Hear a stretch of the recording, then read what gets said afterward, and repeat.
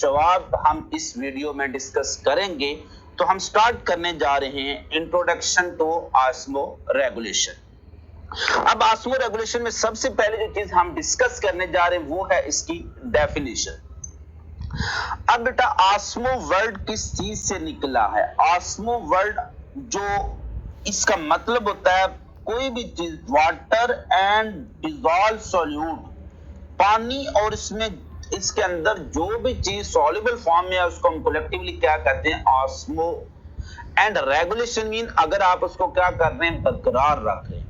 It's mean चूंकि हमने इस चैप्टर के शुरू में डिस्कस किया था कि होम्योस्टेसिस में हमारा फोकस क्या होगा? इंटरनल एनवायरनमेंट को रेगुलेट किया जाएगा। इसलिए बेटा इंटरनल एनवायरनमेंट में जब भी पानी या सॉल्यूट, पानी कम हो गया या सॉल्यूट कम हो गए तो फिर हमें क्या करना पड़ेगा? गेन करने पड़ेंगे, बाहर से लेने पड़ेंगे। और अगर पानी या सॉल्यूट ज्यादा हुए तो हमें क्या करने पड़ेंगे? लॉस करने पड़ेंगे। तो ये सारी चीजें हम with reference to blood discuss करेंगे। सो अगर हम रेगुलेशन किसकी कर रहे हैं? सॉल्यूट और वाटर लेवल की रेगुलेशन कर रहे हैं। किसके अंदर? इंटरनल एनवायरनमेंट के अंदर। किस तरह से रेगुलेशन करेंगे? गेन या लॉस से। किसके दरमियान? बिटवीन ऑर्गेनिज्म के दरमियान होगी और इस external environment. This is called osmo regulation. या शॉर्टकट डेफिनेशन आप इसकी कर सकते हैं कि maintain water and salt level in a tolerable range in our body is called as osmoregulation। इन दोनों की चीजों की मिकदार को आपने क्या रखना है? बैलेंस रखना है। तो नेक्स्ट हम डिस्कस करते हैं वाई ब्लड की जो नॉर्मल पीएच होती है, ब्लड की जो पीएच वो 7.3 से लेकर 7.4 तक ये वेरी करती रहती है, स्लाइटली अल्कलाइन होती है। बेटा this normal pH is necessary for optimum working of enzyme. अगर पीएच कम हो जाए तो एसिडोसिस, एंजाइम डीनेचर हो सकती है, एंजाइम काम करना छोड़ सकती हैं। चैप्टर नंबर 3 फर्स्ट ईयर में आपने डिस्कस किया। तो ऑस्मो रेगुलेशन इसलिए जरूरी है कि हमने ब्लड केमिस्ट्री को मेंटेन रखना है। ब्लड केमिस्ट्री मेंटेन रखेंगे तो ब्लड की पीएच, चैप्टर में की पीएच आपने डिस्कस किया। ब्लड प्लाज्मा लेवल के अंदर हमने 6 बड़े कंपोनेंट के हर एक चीज को क्या रखना है? मेंटेन रखना है। और ब्लड की केमिस्ट्री में सबसे ज्यादा रोल किसका होता है? ब्लड की केमिस्ट्री में सबसे ज्यादा रोल जो उसको मेंटेन रखने में प्रोटीन्स का होता है, जो आपने एल्ब्यूमिन एंड ग्लोबिनिन पढ़ी है चैप्टर नंबर 14 में। उसके बाद वाटर और सॉल्ट का लेवल बहुत ज्यादा इंपॉर्टेंट है। तो ये ब्लड केमिस्ट्री को मेंटेन रखेंगे तो पीएच मेंटेन रहेगी, और पीएच मेंटेन रहेगी तो एंजाइम्स नॉर्मल काम करेंगी। तो एंजाइम जब काम करेंगी तो आपकी बॉडी नॉर्मल काम करेगी। अब हम इस चैप्टर में, इस टॉपिक में सबसे पहले डिस्कस करने जा रहे हैं कि चूंकि ज्यादातर हम इसमें पानी और सॉल्यूट को हम डिस्कस करेंगे ऑस्मो रेगुलेशन में। तो हम देखेंगे वाटर रिलेशनशिप ऑफ सेल क्या बनता है। बेटा वाटर रिलेशनशिप ऑफ सेल क्या है कि यू नो दैट कि पानी क्या होता है? हमारी बॉडी में सॉल्वेंट होता है। पानी हमेशा मोस्टली सॉल्वेंट का काम करता है। आपने चैप्टर नंबर 2 फर्स्ट ईयर में डिटेल में डिस्कस किया importance of water. Importance of water में आपने पढ़ी थी सॉल्वेंट प्रॉपर्टी, और आपने पढ़ा था कि जब चीजें पानी में सॉल्यूशन की फॉर्म में आ जाती हैं तो रिएक्शन क्या हो जाते हैं? स्पीड अप हो जाते हैं। That's why water is the medium of life. तो water is the solvent of solute in the cell. इसके बगैर रिएक्शन आना मुश्किल हो जाएंगे। हर सेल अपने आप को अडॉप्ट करता है to a defined quantity of water in relation to salt to perform its function. हर सेल ने अपने आप को अडॉप्ट किया हुआ है कि अपनी बॉडी में कितना सेल, अपनी सेल के अंदर कितना, जो हर सेल ने ये चीज अपने अंदर अडॉप्ट की हुई है कि अपनी बॉडी के अंदर कितना उसमें पानी रखना है और कितना नमक रखना है। अपनी सेल को हाइपरटोनिक हालत में रखना है या हाइपोटोनिक हालत में रखना है। तो इस हालत में रखने के लिए सेल ने अडॉप्टेशन की हुई है। अगर ये चीजें चेंज होंगी तो सेल की वर्किंग मुतासर होगी।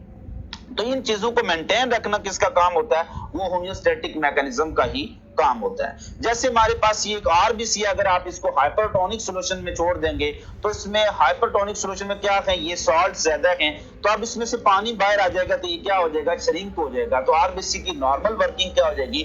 डिस्टर्ब हो जाएगी। अब हम देखते हैं कि balance of water and solute in body कैसे किया जा सकता है, उसका बेसिक मैकेनिज्म क्या है। बेटा ये बेसिक कंसेप्ट है जो अक्सर ऑस्मो रेगुलेशन में आपको हेल्प करेगा कि कब हम पानी हमारे लिए जरूरी है, कब हमारे जिस्म से पानी लॉस हो सकता है, कब हमारे जिस्म से सॉल्ट लॉस हो सकते हैं, कैसे लॉस हो सकते हैं, उसका मेन आइडिया आप इसी टॉपिक में डिस्कस करोगे और इसी टॉपिक पर बेस होगी आप आगे हम जितने भी टॉपिक पढ़ेंगे ऑस्मो रेगुलेशन से रिलेटेड। अब सेल कहता है constantly encounter changing extracellular environment. अब देखेंगे सेल का एनवायरनमेंट हमेशा क्या होता है, चेंज होता रहता है, क्योंकि आप जब पानी ज्यादा पिएंगे तो वो पानी एब्जॉर्ब होकर किसमें चला जाएगा, ब्लड में चला जाएगा, तो सेल के बाहर जो है ब्लड के अंदर पानी थोड़ा ज्यादा हो जाएगा। अगर पानी नहीं पिएंगे अंदर पानी क्या हो जाएगा, कम हो जाएगा।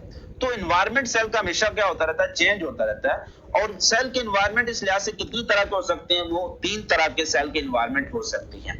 नंबर 1 एक है हाइपरटोनिक एनवायरनमेंट, दूसरा एनवायरनमेंट हमारे पास है दूसरा बड़ा एनवायरनमेंट है वो है आइसोटोनिक, और तीसरा क्या है, हाइपोटोनिक। बेटा ये जितने भी सेल के एनवायरनमेंट है किस रेफरेंस से हैं, वो सॉल्ट कंसंट्रेशन के लिहाज से, ठीक है। तो सॉल्ट कंसंट्रेशन के लिए जो वर्ड यूज होगा उसको लिए क्या हम कहेंगे, टोनिक। तो सेल एनवायरनमेंट है, हम ये देखेंगे कि सेल की सराउंडिंग में सॉल्ट कंसंट्रेशन हाई है या लो है, सेल के अंदर नहीं, क्योंकि सेल को हमने रेफरेंस माना हुआ है। तो सेल के सराउंडिंग में हम देखेंगे सेल एनवायरनमेंट में सॉल्ट हाई है या लो है, क्या है। तो 3 तरह के एनवायरनमेंट, इनको 1 बाय 1 हम डिस्कस करने जा रहे हैं। अब जो चीज एनवायरनमेंट में होगी सेल के अंदर वो चीज क्या होगी, अपोजिट होगी। जैसे आपने डिस्कस किया, देखें कि अगर सेल का एनवायरनमेंट क्या है, हाइपरटोनिक है, तो किसके लिहाज से, सेल के लिहाज से है। तो सेल के अंदर क्या होगी, सॉल्ट कम होंगे। तो इन तीनों को हम देखेंगे कि इन एनवायरनमेंट में सॉल्ट कंसंट्रेशन कितनी है, हाइपरटोनिक एनवायरनमेंट में सॉल्ट कैसे होते हैं, आइसोटोनिक में कैसे होते हैं, और हाइपोटोनिक में कैसे होते हैं, किसके रेफरेंस से, सेल के लिहाज से, ठीक है। तो हाइपर का मतलब होता है हाई, हाइपो का मतलब होता है लो, और आइसो का मतलब होता है सिमिलर। अब एक ऐसा एनवायरनमेंट जिसमें सॉल्ट हाई है उसको हम क्या कहेंगे, हाइपरटोनिक एनवायरनमेंट। अब सॉल्ट हाई है तो उसमें वाटर कंसंट्रेशन हमेशा क्या होगी, लो होगी, क्योंकि वो क्या होगा, कंसंट्रेटेड सॉल्यूशन होगा। तो कंसंट्रेटेड सॉल्यूशन में क्या होगा, सॉल्ट हाई होंगे और वाटर क्या होगा, लो होगा। अब इस तरह की अगर किसी सेल को अगर आप इस एनवायरनमेंट में छोड़ देंगे तो क्या होगा। आपने एक बेसिक प्रोसेस पढ़ा हुआ ऑस्मोसिस, चैप्टर नंबर 2 में भी, आप 4 में भी डिस्कस किया आपने, जो सेल मेम्ब्रेन के फंक्शन में, और साथ साथ आपने चैप्टर नंबर 14 में प्लाज्मोलाइसिस और डीप्लाज्मोलाइसिस में डिटेल में डिस्कस किया हुआ है कि अगर एक सेल को हाइपरटोनिक सॉल्यूशन या कंसंट्रेटेड सॉल्यूशन में डाल देंगे तो क्या होगा। इसके नतीजे में सेल के अंदर से, क्योंकि पानी हमेशा कहां से कहां मूव करता है, पानी अपनी हाई कंसंट्रेशन से लो कंसंट्रेशन की तरफ क्या शो करता है, ऑस्मोसिस शो करता है। अब सेल के एनवायरनमेंट में पानी क्या है, लो है, इट्स मीन सेल के अंदर पानी क्या होगा, कम होगा, और पानी क्या होगा, ज्यादा होगा। तो इट्स मीन सेल के साइटोप्लाज्म से पानी किस में आ जाएगा, एनवायरनमेंट में। तो वाटर मूवमेंट क्या होगी, outer of the cell, cell के बाहर पानी आ जाएगा। जब सेल के बाहर पानी आ जाएगा तो सेल का साइटोप्लाज्म क्या होता है, 90%, चैप्टर नंबर 4 में आपने डिस्कस किया, पानी है तो साइटोप्लाज्म श्रिंक हो जाएगा। तो this shrinkage of cytoplasm is called plasmolysis. तो कोई भी सेल, प्लांट है, एनिमल, आप इस एनवायरनमेंट में छोड़ोगे तो उसकी क्या हो जाएगी, प्लाज्मोलाइसिस हो जाएगी। तो सेल श्रिंक हो जाएगा, सिकुड़ जाएगा, और उसकी क्या हो जाएगी, प्लाज्मोलाइसिस। तो हाइपरटोनिक एनवायरनमेंट हमेशा कौन सा होगा बेटा, मैरीन एनवायरनमेंट, जो आगे हम पढ़ेंगे, ठीक है। मैरीन एनवायरनमेंट में हमेशा सॉल्ट ज्यादा होते हैं, पानी क्या होता है, कम होता है। उसके बाद आते हैं हाइपोटोनिक एनवायरनमेंट में। हाइपो मीन लो और टोनिक मीन सॉल्ट, इसमें सॉल्ट क्या होंगे, लो, और उसके बाद इसमें वाटर कंसंट्रेशन क्या होगी, हाई। अब एनवायरनमेंट में पानी हाई है, सेल के अंदर पानी क्या होगा, लो होगा। तो इट्स मीन कि पानी सेल के अंदर जाएगा। जब पानी सेल के अंदर जाएगा तो प्रेशर एक्सर्ट करेगा किसके ऊपर, प्लाज्मा मेम्ब्रेन के ऊपर। प्लाज्मा मेम्ब्रेन फ्लेक्सिबल होती है, फैलती जा रही है, और अल्टीमेटली प्लाज्मा मेम्ब्रेन क्या हो जाएगी, वो बर्स्ट हो जाएगी, सेल की क्या हो जाएगी, ब्रेकडाउन हो जाएगी। अब ब्रेकडाउन ऑफ सेल, इसको ऑस्मोटिक लाइसिस हम कहते हैं। लेकिन अगर वो प्लांट सेल है तो प्लांट सेल के बाहर क्या होती है, सेल वॉल रिजिड होती है, तो उसको क्या कर देगी, प्रोटेक्ट कर लेगी इस बर्स्टिंग से।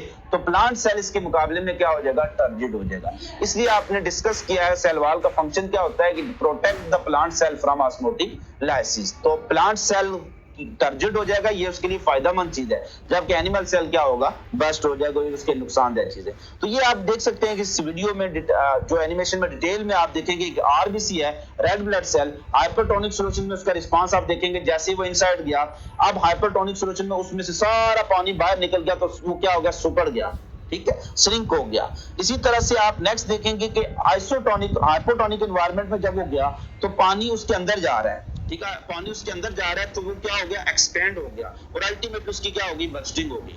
लेकिन आरबीसी जो कि एनिमल सेल है, जब आप उसको आइसोटोनिक एनवायरनमेंट में छोड़ेंगे तो आइसोटोनिक एनवायरनमेंट में चूंकि क्या होगा, आइसोटोनिक एनवायरनमेंट में हमने डिटेल में डिस्कस किया है कि आइसो मीन सेम, इसमें पानी सिमिलर कंडीशन होती है। एनवायरनमेंट और सेल के अंदर जो कंसंट्रेशन होती है वो क्या होती है, सिमिलर होती है, लिहाजा ना पानी की कोई मूवमेंट होगी और ना सेल को रिस्पॉन्स। तो सबसे अच्छा एनवायरनमेंट ही होता है आइसोटोनिक एनवायरनमेंट। अब हाइपोटोनिक एनवायरनमेंट क्या होगा, हमेशा फ्रेश वाटर होगा।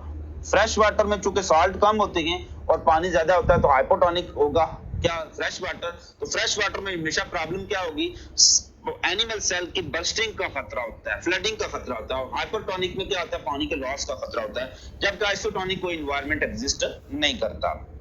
तो ये रिस्पांस, अब इसमें से एमसीक्यूज कौन-कौन से पूछे जा चुके हैं, the more concentrated external environment as compare to cell concentration. आप देखें कि मोर कंसंट्रेटेड है क्या, एक्सटर्नल एनवायरनमेंट कंसंट्रेटेड में उसमें सॉल्ट ज्यादा है, तो इसका आंसर क्या होगा, हाइपरटोनिक। ये क्वेश्चन ऐसे भी पूछा जा सकता है कि लेस कंसंट्रेटेड या dilute external environment is called as, फिर आंसर क्या होगा, हाइपोटोनिक। ये क्वेश्चन ऐसे पूछा जा सकता है, मैरीन एनवायरनमेंट इज हाइपरटोनिक। ये पूछा जा सकता है, fresh water environment is hypotonic. ठीक है, in which one of the following environment cell show no response to isotonic. Cell undergo bursting, cell फट जाएगा, किस एनवायरनमेंट के अंदर उसकी बर्स्टिंग हो जाएगी, हाइपोटोनिक है। सेल अंडरगो जो प्लाज्मोलाइसिस, तो हाइपरटोनिक। ठीक है, a diluted solution as compare to the next, ये क्वेश्चन भी आप देखें लाहौर बोर्ड में पूछा जाएगा, रावलपिंडी बोर्ड में पूछा जाएगा। अब डाइल्यूटेड सॉल्यूशन है तो वो हमेशा क्या होगा, हाइपोटोनिक होगा, कंसंट्रेटेड है तो वो हाइपरटोनिक होगा। फिर क्वेश्चन डिफरेंस ये पूछा जाएगा लाहौर बोर्ड में 2006 में कि हाइपरटोनिक और आइसोटोनिक सॉल्यूशन का आपस में कंपैरिजन बताएं। टेबल में आपको क्लियरली इसका कंपैरिजन मिल जाएगा। फिर इनका नेक्स्ट एक और क्वेश्चन लाहौर 2016 में पूछा गया, गुजरांवाला बोर्ड 2019 में पूछा गया, हाइपोटोनिक एनवायरनमेंट और हाइपरटोनिक में डिफरेंस पूछा गया। फिर how plant cell differ with animal cell with respect to response in hypotonic environment. तो ये आपने देख लिया कि हाइपोटोनिक एनवायरनमेंट में प्लांट सेल क्या होता है, टर्जिड हो जाता है, और हाइपरटोनिक में क्या हो जाता है, वो जो एनिमल सेल क्या हो जाता है, उसकी बर्स्टिंग हो जाएगी। तो यहां तक ये टॉपिक एंड अप होता है। नेक्स्ट वीडियो में हम डिटेल में डिस्कस करेंगे ऑस्मो रेगुलेशन इन प्लांट। अपना बहुत ज्यादा ख्याल रखिएगा, मिलेंगे आपसे नेक्स्ट वीडियो के साथ। अल्लाह हाफिज, अल्लाह ने